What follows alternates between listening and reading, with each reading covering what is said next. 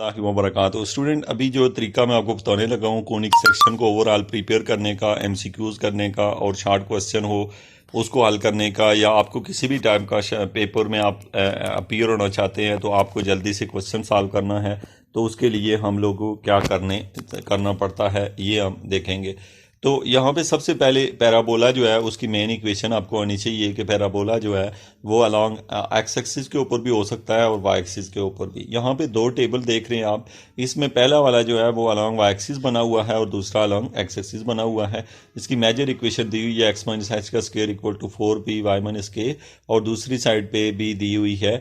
और इसमें याद रखें कि जहाँ पे अगर देखें ना वाई माइनस के लिखा हुआ है वर्टिकल एक्सिस के अंदर, तो वाई माइनस के का मतलब ये है स्टूडेंट की अलॉन्ग वाई एक्सिस बना हुआ है, वाई एक्सिस के ऊपर बना हुआ है। अगर याद रखें अगर वाई एक्सिस पे बना हो तो एक्सिस ऑफ सिमेट्री जो है वो एक्स पे होती है, यानी एक्स इक्वल टू एच। ये ऊपर से हम निकालते हैं इक्वेशन को। सबसे मेन चीज़ होती है बस आपको इसकी इक्वेशन का पता हो। यहाँ से इक्वेशन में एच के और पी कैसे निकालते हैं। अक्सर ये एच के की जगह कुछ और भी लिखा हो सकता है और पी की जगह भी कुछ और लिखा हो सकता है, तो यानी जगह यही होती हैं। आपको पता हो कि ये इसकी जगह कोई वेरिएबल बदल जाए तो आपको परेशानी ना हो।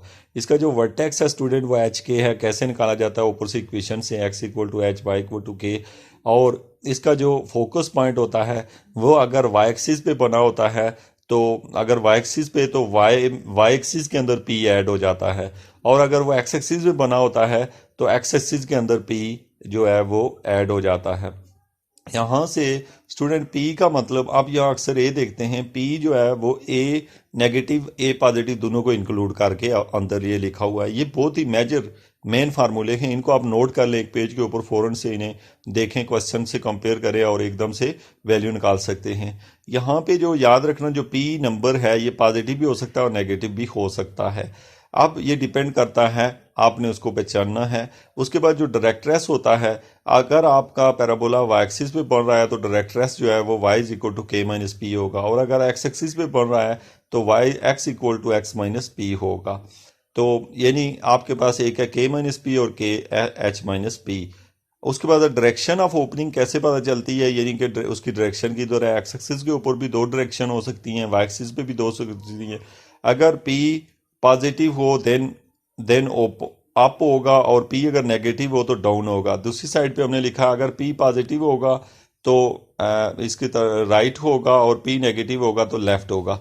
होप्स हो कि आप इसको देख के इक्वेशन लिखी हो, फ़ौरन से उससे कोशिश करें एच के और पी पे चढ़ने। फिर आपसे एक्सिस ऑफ सिमेट्री पूछा जाए तो आप कहेंगे अगर वो बना हुआ है लेफ्ट साइड से हम देखेंगे जिसमें उसमें से एक्सिस ऑफ सिमेट्री देख लेंगे, वर्टेक्स हम निकाल लेंगे। एच के और पी का हमें पता होगा, जस्ट हमें अगर फोकस निकालना पड़ा तो उसका फार्मूला हमें पता होगा, तो एच के और पी की वैल्यू पता होगी, हम वहाँ रख देंगे। डायरेक्ट्रेस पता हुआ, फार्मूला याद होगा, उसमें जस्ट वैल्यू रखनी है। और हमें उसका ये भी पता होगा कि वो अलॉन्ग एक्स एक्सिस पे बन रहा है या नेगेटिव एक्सिस पे, या इस तरह से आपको ये इल्म हो। उसके बाद स्टूडेंट इलिप्स के बारे में आपसे क्या क्या क्वेश्चन पूछे जाते हैं। इलिप्स की दो तरह की इक्वेशनें आपको दिखाई दे रही हैं। दोनों में डिफरेंस ये है कि जो वर्टिकल है जो वाई एक्सिस पे बनी हुई है उसके नीचे बी है, और जो एक्स एक्सिस पे बनी हुई है उस पे उसके नीचे ए है।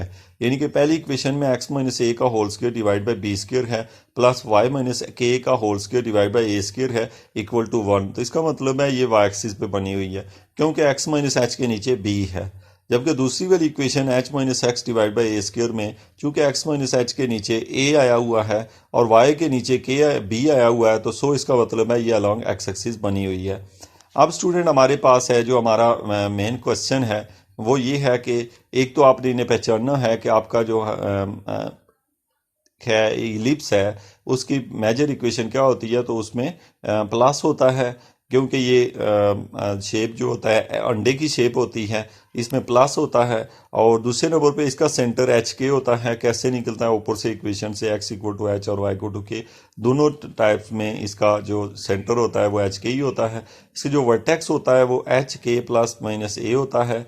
और जो अगर आपके पास वो अलॉन्ग वाई एक्सिस बना होगा तो डेफिनेटली उसके वाई वाले कंपोनेंट में ए ऐड या सब्ट्रैक्ट होगा, और अगर वो यहाँ पे बना होगा वर्टेक्स एक्स एक्सिस पे, तो एक्स वाले कंपोनेंट में ए जो है वो प्लस या माइनस होगा। याद रखें दोनों केसों में ए ही ऐड हो रहे होते हैं, बी का इसमें कोई रोल नहीं होता। इसके अलावा जो फोकस होता है स्टूडेंट, वो डिपेंड कर रहा होता है कि अगर आपका वो जो एक्स एलिप्स है वो बना हुआ है वाई एक्सिस के ऊपर, तो आपका वाई वाला कंपोनेंट यानी सेकंड कंपोनेंट हमेशा वाई वाला होता है, यानी सेंटर के अंदर बस आपने वाई वाले कंपोनेंट में प्लस माइनस सी कर देना होता है। और अगर वो एक्स एक्सिस पे बना होगा तो प्लस माइनस सी आपने एच वाले कंपोनेंट में कर देना है। इसका मतलब है कि जो सेंटर होता है, सेंटर से ही वर्टेक्स और सेंटर से ही फोकस निकलता है। सेंटर के अंदर अगर आप एक्स कंपोनेंट में जो है चेंज लाते हैं, तो इसका मतलब है कि आपका जो एलिप्स है वो एक्स एक्सिस के ऊपर बना हुआ है। और अगर वाई कंपोनेंट में चेंज ला रहे होते हैं तो इसका मतलब है वो वाई एक्सिस पे बना होता है। और क्या चेंज लाते हैं, वर्टेक्स के केस में हम लोग ए जो होता है उसे प्लस माइनस करते हैं, और फोकस के केस में सी को। उसके बाद है मेजर एक्सिस इक्वेशन क्या होती है, ये क्वेश्चन पूछा जाता है।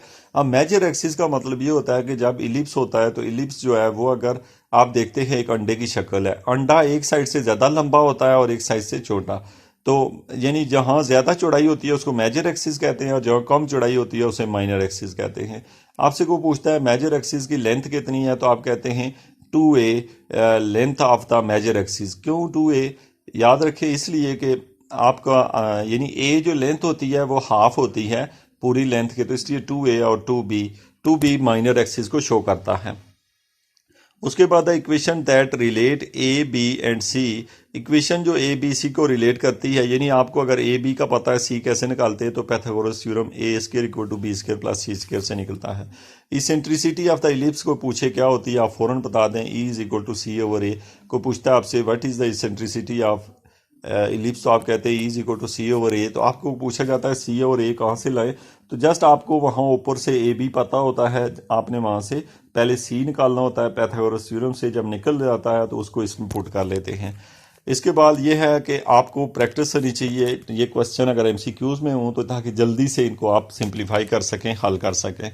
उसके बाद है स्टूडेंट हाइपरबोला की जो इक्वेशन होती है उसमें, और इसमें डिफरेंस ये है कि जो इलिप्स है उसमें प्लस था दरमियान में और इसमें माइनस है। बाकी बिल्कुल वैसे ही है। अगर y के नीचे a आ रहा हो और x के नीचे b आ रहा हो, तो समझ लें कि वो जो है ना y एक्सिस पे बना हुआ है। और अगर x के नीचे a हो और y के नीचे b हो, यानी आप देख रहे b का स्क्वायर है y के नीचे, तो वो हॉरिजॉन्टल होता है, मेन x एक्सिस पे बना होता है। सेंटर बिल्कुल जिस तरह इलिप्स का है, इसका भी सेंटर वही होता है, h के ही होता है। और इसके वर्टेक्स और फोकस टू द पॉइंट वैसे ही निकाले जाते हैं जिस तरीके से इलिप्स के, यानी वही फार्मूला इसके केस में वर्टेक्स और फोकस का फार्मूला दोनों में सेम होता है। आप किसी एक को याद कर ले, सिर्फ इनमें जो सी की वैल्यू होती है वो डिफरेंट निकलेगी, तो बस, और एच और के भी डिफरेंट निकलेगा, तो इसलिए बस वैल्यू रखनी होती है, फार्मूले वही है। उसके बाद है एसिम्प्टोटिक इक्वेशन इसमें पूछी जाती है। ये बड़ा खास क्वेश्चन होता है कि हाइपरबोला की एसिम्प्टोट इक्वेशन बताएं। और किसी में नहीं पूछा जाएगा आपको एसिम्प्टोट का, सिर्फ हाइपरबोला में पूछा जाएगा। ये होती है y is equal to k plus minus a over b x minus h. इसको याद रख लें। अगर ये आपके पास बन रही होगी वर्टिकल, ये दोनों एसिम्प्टोट इक्वेशन दोनों में y की शक्ल में लिखी जाती है, और इनमें दोनों में आपको डिफरेंस नज़र आ रहा होगा कि अलॉन्ग अगर आप देखते हैं उसको, अगर आपने खड़ा किया हुआ है वाई एक्सिस पे बनाया हुआ है, तो y is equal to plus minus a over b x minus h. और अगर आपके पास यानी कि a ऊपर और b नीचे रखा गया है, a ऊपर और b नीचे रखा गया है, बाकी to the point question same है। a ओवर b अगर किया जाए तो y एक्सिस पे बना हुआ है, और अगर b ओवर a किया जाए तो y एक्सिस पे बना हुआ है। इंग्लिश अल्फ़ाबेट्स के पॉइंट ऑफ व्यू से इसको देख ले, यानी कि आपने याद रखना है कि अगर वो अलॉन्ग वाई एक्सिस बना होगा तो बायर ब्रैकेट के ए ओवर बी आएगा, और अलॉन्ग एक्स एक्सिस बना होगा तो बी ओवर ए आएगा। ये याद रखना एसिम्प्टोट के फार्मूले में, बाकी फार्मूला आपको ऐसे ही याद हो। उसके बाद है equation relating a b and c के। इसको भी रिलेट करने वाली वही इक्वेशन है जो ऊपर दी हुई थी, या बल्कि ये थोड़ी डिफरेंट है। वो ऊपर वाली को आप पैथागोरस थ्योरम इस तरह ना समझें, क्योंकि वहाँ देखें a square equal to b square plus c square था, जबकि वहाँ ऊपर इंग्लिश अल्फ़ाबेट्स के लिहाज से लिखा गया था इलिप्स के केस में। जबकि हाइपरबोला के केस में जो है आप देख रहे हैं कि ये इक्वेशन जो है पैथागोरस थ्योरम की बेस पे लिखी गई है, c square equal to a square plus b square. तो ये जो है ना, इन दोनों का डिफरेंस आपको पता हो, इक्वेशन जो होती हैं ABC को रिलेट करने वाली, यहाँ पे थोड़ा सा डिफरेंस आ जाता है और इसमें एक्स्ट्रा चीज़ जो होती है वह असमटोट पूछा जाता है। तो आपको पता हो C² equal to A² plus B², ये किस में यूज़ किया जाता है? हाइपरबोला में। और पैराबोला में क्या यूज़ किया जाता है? अंडे के केस में A² equal to B² plus C² use किया जाता है।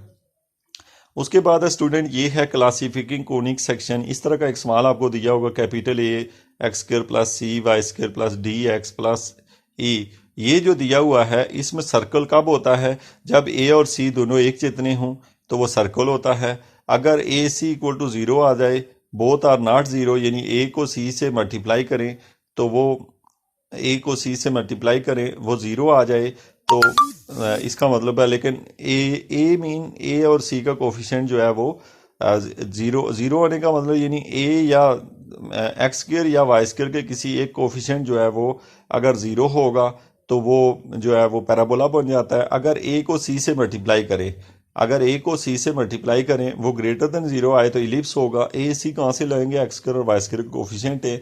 अगर AC को आप मल्टीप्लाई करते हैं और वो लेस देन 0 आता है, A को C से मल्टीप्लाई करें, अगर वो नेगेटिव आ जाता है तो वो हाइपरबोला होगा।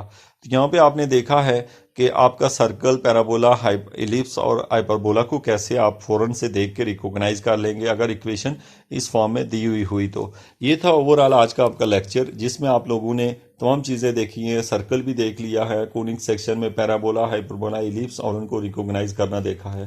तमाम फार्मूले कंबाइन करके बता दिए गए हैं, जस्ट इन फार्मूलों को याद रख ले। थोड़ा सा ये मैं आपको बता दूं, सबसे पहले जो आपके पास पूछा, जो मेन चीज़ें पूछी गई हैं, जैसे आपने देखा एलिप्स और हाइपरबोला में इक्वेशन में माइनस और प्लस का डिफरेंस है, दोनों का सेंटर सेम है, वर्टेक्स सेम है, फोकस सेम है, और इसके मेजर एक्सिस और माइनर एक्सिस जो है वो पूछे जाएंगे आपसे सिर्फ एलिप्स के। और उसके अलावा जो है स्टूडेंट आपसे पूछा जाएगा जो रिलेट करने वाली इक्वेशन है, ये तो डिफरेंट है, और इसेंट्रिसिटी जो है वो कहीं नीचे नहीं डाली गई, आरे की इसेंट्रिसिटी अलग से पूछी जाती है। तो ये आपको मेन फार्मूले याद हो। Thank you very much.